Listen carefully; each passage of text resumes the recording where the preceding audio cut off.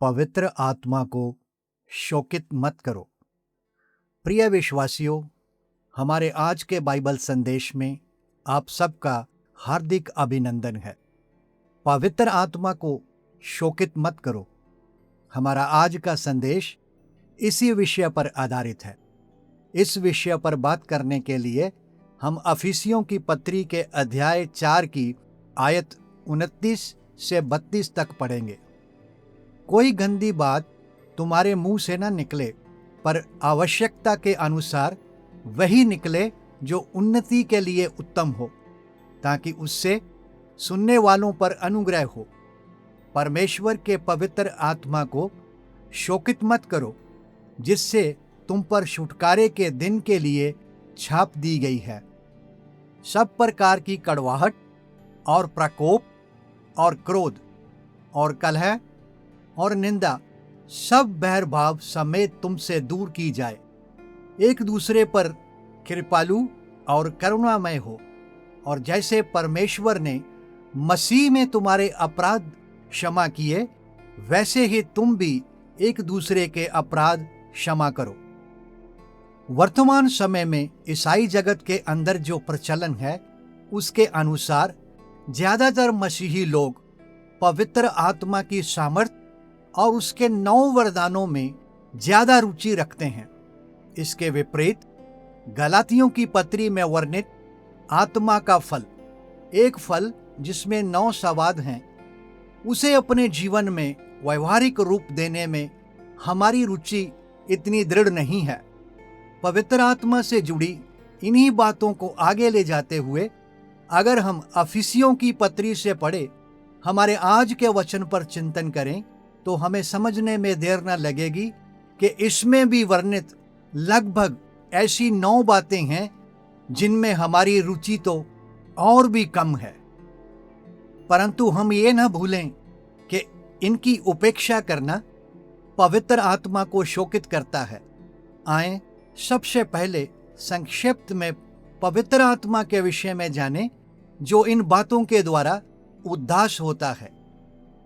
जब विश्वासियों से पवित्र आत्मा के विषय पर बातचीत की जाती है, तो उनके द्वारा वचन से दिए गए विवरण और उनके विचारों के पीछे उनके मिशन या संस्था का प्रभाव होता है, जिसके चलते बहुतों के लिए तो वह मात्र एक शक्ति या सामर्थ्य ही है, जिसकी प्राप्ति से एक जन अद्भुत कार्य करने लगता है। कुछ उसके दिव्य व्यक्तित्व पर विश्वास तो करते हैं, परंतु जाने अनजाने अपने जीवन में उसकी उपस्थिति के प्रति लापरवाही का रवैया रखते हैं। परंतु बाइबल की शिक्षा के अनुसार पवित्र आत्मा का अपना व्यक्तित्व है। आयत 30 में उसे परमेश्वर का पवित्र आत्मा कहकर संबोधित किया गया है।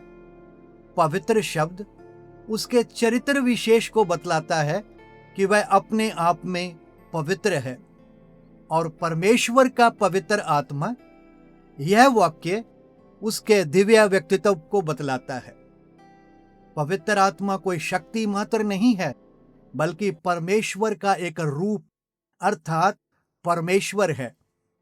वर्तमान युग में परमेश्वर ने अपने आप को पिता, पुत्र और पवित्र आत्मा के नाम से प्रकट किया है। इस वचन में शोकित एवं उदास करने से अभिप्राय है कुछ ऐसा करना जो पवित्र आत्मा को अप्रसन्न करे। हमें स्मरण रखना चाहिए कि किसी व्यक्तित्व को ही शोकित किया जा सकता है, ना कि सामर्थ्य एवं शक्ति को। आयत 30 ही हमें बतलाती है कि पवित्र आत्मा से हम पर छुटकारे के दिन के लिए छाप दी गई है। यह कथन इस बात को उजागर करता है कि पवित्र आत्मा बचे हुए हर एक विश्वासी में निवास करता है, जिसे हम उद्धास करते हैं।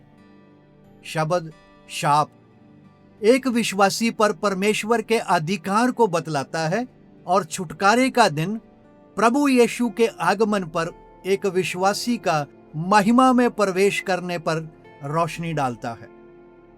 अब हम उन बातों पर गौर करेंगे जो पवित्र आत्मा को शोकित करती हैं। आयत 29 से शुरू करते हुए सबसे पहली बात है हमारे मुंह से कोई भी गंदी बात का निकलना। मूल भाषा में गंदी शब्द के लिए प्रयोग किया गया शब्द सड़े हुए एवं दुर्गंधित फल आदि की ओर इशारा करता है, जिसका अभिप्राय यही है कि जैसे गला सड़ा एवं दुर्गंधित फल ग्रहण एवं खाने योग्य नहीं है, वैसे ही हमारे मुंह से कोई गंदी बात अर्थात दुर्गंधित एवं अयोग्य बात ना निकले, क्योंकि वह पवित्र आत्मा को ग्रहण योग्य नहीं है, वह उसे शोकित करती है। इसके समाधान के लिए हर एक विश्वासी को वही बात करने की सलाह दी गई है जो उचित हो और दूसरों की उन्नति के लिए उत्तम हो। इसी रीति से प्रेरित कुलस्सियों 4:6 में कहता है, तुम्हारा वचन सदा अनुग्रह सहित और सलोना हो। जैसे नमक के बगैर खाना फीका रह जाता है, जिसके चलते खाने वालों की खाने में रुचि कम हो जाती है और फिर इसके समाधान हेतु खाने में स्वाद अनुसार नमक डालकर इसे खाने लायक बनाया जाता है। इसी प्रकार से हमारे मुंह से निकली हुई बातें भी फीकी एवं अनुचित न हों, बल्कि अनुग्रह सहित और सलोनी हों। दूसरी बात है सब प्रकार की कड़वाहट, जिसे अलग अलग ढंग से परिभाषित किया जा सकता है, जैसे कि मन की कड़वाहट, जिसका प्रकटीकरण तीखी और चुभने वाली बातों द्वारा किया जाता है। तीसरी है प्रकोप, जो अंदरूनी रोष से पैदा होता है और एक जन का भड़क जाना इसी श्रेणी में आता है। चौथी है क्रोध, जिसका संबंध मन की अवस्था से है, जिसमें एक जन गुस्से या नाराजगी में बना रहता है और इसे जाहिर करने के लिए बदले का अवसर ढूंढता है।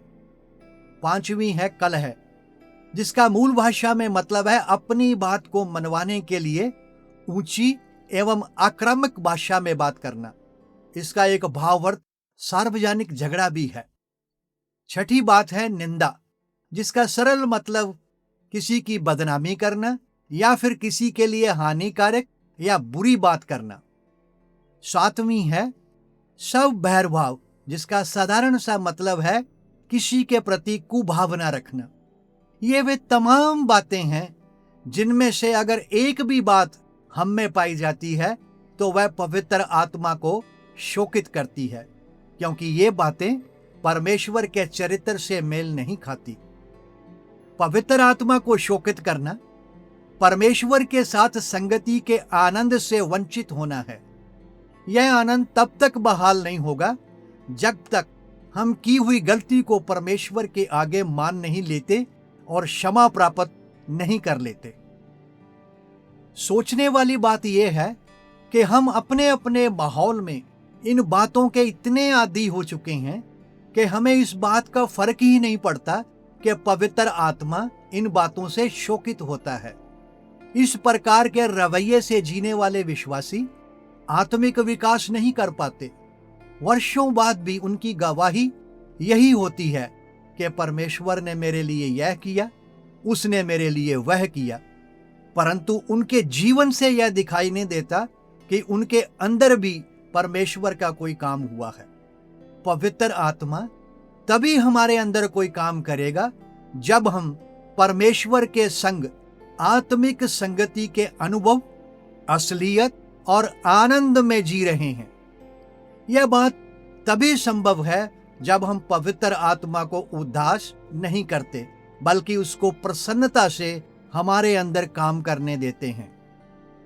लेकिन जिन विश्वासियों के अंदर काम नहीं हो पाता, उनकी हालत इज़राइल के उन लोगों जैसी है जो उजाड़ में हमेशा परमेश्वर की ओर इसी मंशा से देखते रहे कि वह उनके लिए कुछ न कुछ करता रहे, परंतु वास्तव में उनके अंदर कोई काम ना हुआ। इसका परिणाम क्या निकला कि उनका कोई आत्मिक विकास ना हुआ। बाइबल उनके विषय में कहती है, परंतु परमेश्वर उनमें से बहुतों से प्रसन्न ना हुआ, इसलिए वे जंगल में ढेर हो गए। आगे चलकर आयत 32 दो बातें सकारात्मक रूप से करती है, जिसमें एक विश्वासी को एक दूसरे पर कृपालु और करुणामय होने और दूसरी एक दूसरे के अपराध क्षमा करने के लिए प्रोत्साहित करती है। हम यहाँ एक दूसरे पर कृपालु और करुणामय होने को संयुक्त रूप में एक कथन या बात के रूप में ले लेते हैं। इस रीति से आयत 32 में बतलाई गई दो बातों को अगर एक विश्वासी अपने मसीही जीवन में अभ्यास में नहीं लाता तो ये दोनों बातें नकारात्मक रूप में 8वीं और 9वीं बात के रूप में सामने आती हैं, जो पवित्र आत्मा को उदास करती हैं। अगर हम एक दूसरे के प्रति दयालुता नहीं रखते, दूसरों की भावनाओं का एहसास नहीं रखते और दूसरों को क्षमा नहीं करते, तो ये बातें भी पवित्र आत्मा को शोकित करती हैं। परमेश्वर द्वारा हमें दी गई माफी में प्रेम, दयालुता और संपूर्णता शामिल है। हमारे द्वारा दूसरों को क्षमा करने का यही मापदंड होना चाहिए। अक्सर यही होता है कि हमारी करुणा में दिखावा और क्षमा करने के पीछे अवसर मिलने पर हिसाब बराबर करने की प्रवृत्ति अक्सर बनी रहती है। प्रिय विश्वासियों, पवित्र आत्मा परमेश्वर का एक रूप है, अर्थात वह परमेश्वर है। बाइबल की शिक्षा के अनुसार वह उद्धार पाए हुए हर एक विश्वासी में निवास करता है। वैसे तो परमेश्वर के वचन में और भी बातें हैं जो उसे उदास करती हैं, परंतु आज का पढ़ा हुआ वचन कुछ ऐसी बातों के बारे में बतलाता है कि अगर ये बातें या फिर इनमें से एक भी बात एक विश्वासी में पाई जाती है तो यकीनन ये पवित्र आत्मा को उदास करेगी। पवित्र आत्मा उदास होगा तो इसका प्रभाव एक विश्वासी में भी दिखाई देगा। उदासी विश्वासी के जीवन में भी दिखाई देगी। उस समय की हुई गलती को अगर परमेश्वर के समक्ष मानकर क्षमा प्राप्त कर ली जाती है तो पवित्र आत्मा फिर से प्रसन्नता के साथ विश्वासी में अपना कार्य करना जारी रखता है। ज्यादातर हम उसकी आवाज की अवहेलना करते हैं और फिर यह धीरे धीरे हमारी आदत में तब्दील हो जाता है। नतीजा बाइबल के अनुसार एक विश्वासी का आत्मिक विकास रुक जाता है। क्यों ना हम अपनी जीवन शैली पर ध्यान दें, समय समय पर वचन की रोशनी में इसका आत्म परीक्षण करें और उन बातों से दूरी बनाकर रखें जो पवित्र आत्मा को शोकित करती हैं। परमेश्वर हम सबको अपने इस वचन के द्वारा आशीष दे। धन्यवाद।